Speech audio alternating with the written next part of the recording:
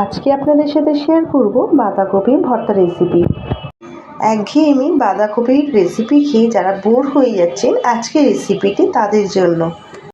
আজকে কিন্তু অনেক সিম্পলভাবে এবং হাতে গোনা কয়েকটি উপকরণ দিয়ে বানিয়ে ফেলবো সুস্বাদু বাঁধাকপির রেসিপিটি।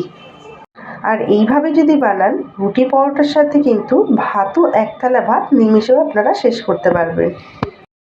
তাহলে চলুন পুরো রেসিপিটি দেখা যাক। প্রথমেই আমি হাফ বাঁধাকপি খুব বেশি পাতলা বা খুব বেশি মোটা করে আমি কাটিনি, মিডিয়াম সাইজ করে কেটে নিয়েছি। এরপর কড়াইয়ে জল দিয়ে বাঁধাকপি এবং মিডিয়াম সাইজে দুটো টমেটো দিয়ে ঢাকনা চাপা দিয়ে ভাপিয়ে নেব। ভাপিয়ে নেওয়া হয়ে গেছে এবং আমি এখানে জল ঝরিয়েও নিয়েছি ভালোভাবে। এখানে ভাপিয়ে নেওয়া বাঁধাকপি আর টমেটোগুলো আমি শিলের মধ্যে নিয়ে মিহি পেস্ট করে নেব। তবে আপনারা যদি শিল ছাড়া যদি মিক্সিতে যদি করতে চান তাহলে কিন্তু করে নিতে পারেন। শিলে কিন্তু আমার খুব ভালো সুবিধা হয়েছে, শিলে বাটলে কিন্তু এর স্বাদটা কিন্তু আরও দ্বিগুণ হয়। এরপর কড়াই তেল গরম করে আগে থেকে কুচি করে কেটে রাখা পেঁয়াজ ভেজে একটি পাত্রে তুলে নেব।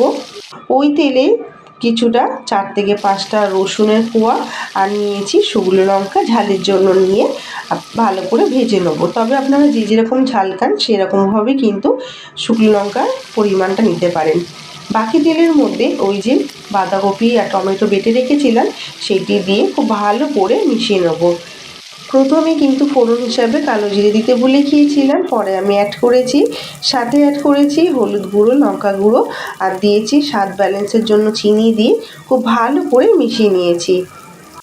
বাঁধাকপির যে জলো ভাব সেটা যতক্ষণ না শুকোচ্ছে ততক্ষণ কিন্তু খুন্তির সাহায্যে এইভাবে অনবরত কিন্তু কষিয়ে রান্না করে নিতে হবে। এই ভর্তায় কিন্তু এক্সট্রা আর কোনো মশলাই কিন্তু যাবে না, শুধু আমি লাস্টে স্বাদ ব্যালেন্সের জন্য কিন্তু আমি নুনটা অ্যাড করেছিলাম। নুন দিয়ে আবারও খুব ভালো করে মিশিয়ে নেব। এখানে কিন্তু আমার বাঁধাকপির ভর্তা কিন্তু প্রায় অলমোস্ট ডান। আগে থেকে যে আমি ভেজে রেখেছিলাম রসুন, শুকনো লঙ্কা, পেঁয়াজ, সেইগুলো নুন দিয়ে খুব ভালো করে মাখিয়ে নেব। যে কোনো ভর্তা ঝাল ঝাল খেতে কিন্তু বেশ ভালো লাগে। আমি এখানে 2টো শুকনো লঙ্কা নিয়েছি। আপনারা যদি ঝালের পরিমাণটা বেশি খান তাহলে কিন্তু শুকনো লঙ্কার পরিমাণটা একটু বাড়িয়ে দিতে পারেন। বাঁধাকপিটা এখানে কিন্তু আমার একদম ভাজা হয়ে গেছে, দেখতেই পাচ্ছেন কড়াতেই কিন্তু খুব ভালোভাবে ছেড়ে আসছে। এরপর বাঁধাকপির মাঝখানটা একটু ফাঁকা করে নিয়ে দিয়ে দিলাম সামান্য পরিমাণে তেল দিয়ে ওই যে মাখিয়ে রেখেছিলাম শুকনো লঙ্কা, পেঁয়াজ, রসুন, সেটা দিয়ে খুব ভালো করে মিশিয়ে নিলেই কিন্তু রেডি হয়ে যাবে পরিবেশনের জন্য বাঁধাকপির ভর্তা রেসিপি। দেখে আপনারা বুঝতেই পারছেন একদম কম উপকরণে কিন্তু চটজলদি রেডি হয়ে যায় বাঁধাকপির ভর্তা রেসিপিটি। তবে এই রেসিপিটি দেখতে যতটা সুন্দর হয়েছিল তার থেকে কিন্তু খেতে অসাধারণ হয়েছিল।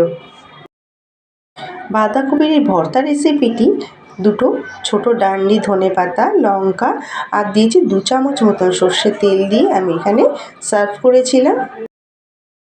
তবে এইভাবে বাঁধাকপির ভর্তা রেসিপি করলে কিন্তু ভাত, রুটি, পরোটা সব কিছুর সাথে কিন্তু খুব ভালোভাবেই যাবে। দুপুরের লাঞ্চে কিন্তু এখানে আমি ভাতের সাথে পরিবেশন করেছিলাম আর রাতে কিন্তু রুটির সাথে পরিবেশন করেছিলাম। দুটোতে কিন্তু খেতে অসাধারণ লেগেছিল। ভিডিওটি সম্পূর্ণ দেখার জন্য অসংখ্য ধন্যবাদ। আর ভিডিওটি ভালো লেগে থাকলে লাইক, শেয়ার এবং বাড়িতে অবশ্যই ট্রাই করে কমেন্ট করে জানাবেন যে আপনাদের কেমন লাগলো। ফিরছি তাহলে পরবর্তী নতুনত্ব কোনো রেসিপি নিয়ে। ততক্ষণে ভালো খান, ভালো থাকুন, টাটা।